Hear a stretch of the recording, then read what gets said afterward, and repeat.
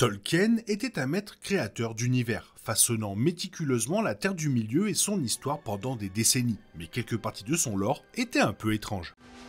Allons. C'est l'heure de l'histoire, mon poulet au miel. On ouvre les petits volets. Cœur vaillant, œil sur la balle, on ne peut pas perdre. Le Seigneur des Anneaux possède une mythologie et des histoires parmi les plus profondes et les plus riches que l'on puisse trouver en fantasy. Souvent, les détails sont exquis et époustouflants. Toutefois, compte tenu de leur abondance, certains sont aussi, inévitablement, étranges et amusants. Des créatures souterraines au destin mystérieux et aux énigmes, la Terre du Milieu possède un côté délicieusement étrange. La plupart de ces détails proviennent des brouillons de Tolkien ou d'œuvres moins connues, ou ont été omis des films, ce qui les rend relativement obscurs, mais néanmoins intéressants pour les passionnés de l'univers.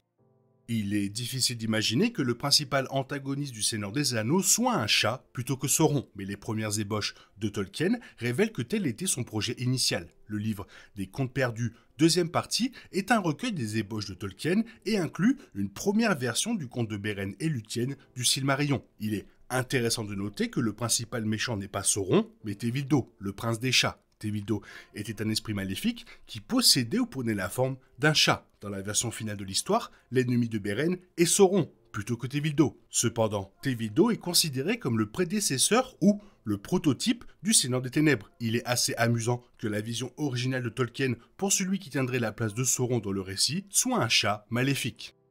Les elfes avaient besoin de repos, mais leur façon de dormir était très différente de celle des autres races. Leur constitution biologique les empêchait de dormir aussi souvent que les nains ou les hommes. Ils ne semblaient peut-être pas dormir, mais même en mouvement, les elfes pouvaient se détendre. À propos de Legolas, Tolkien écrivait « Il pouvait dormir ». Si les hommes pouvaient appeler cela sommeil, reposant son esprit sur les étranges sentiers des rêves elfiques, tout en marchant les yeux ouverts dans la lumière de ce monde. Leur version du sommeil consistait à laisser leur esprit se diriger vers un lieu qui leur redonnerait de l'énergie. Ils n'avaient pas besoin de rester allongés les yeux fermés. Il y a de fortes chances que Legolas dormait pendant la traque des Uruk.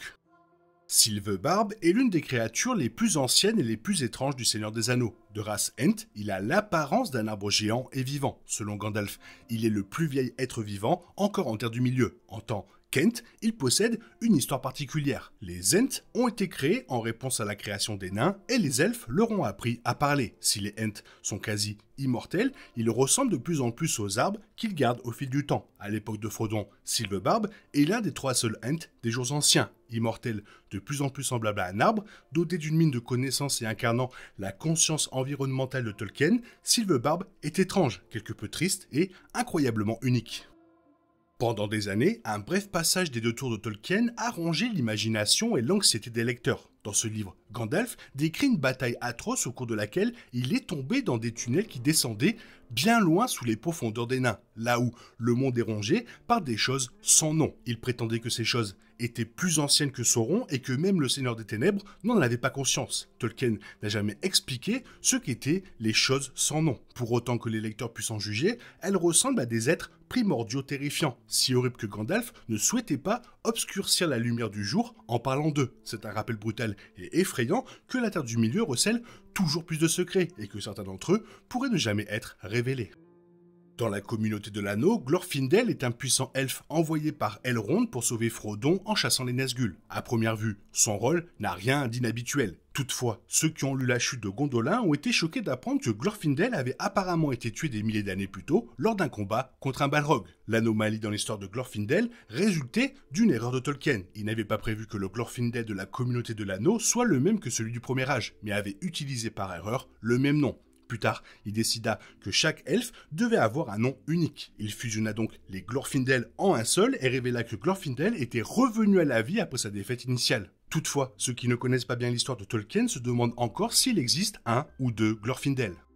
Le guetteur de l'eau est l'un des monstres les plus mystérieux de Tolkien. C'est un monstre tentaculaire qui garde l'entrée de la Moria, bien que son origine et son espèce restent entourées de mystères. Dans le film de Peter Jackson, La communauté de l'anneau, il interprète la bête comme une créature semblable au Kraken. Toutefois, Jackson n'a peut-être pas saisi toute l'horreur de la créature. Dans les livres Tolkien, sous-entend que les tentacules des créatures sont dotés de doigts. Les tentacules sont déjà assez effrayantes, mais l'idée de tentacules dotés de doigts est si étrange, inhabituelle et effrayante qu'elle ferait frémir les lecteurs.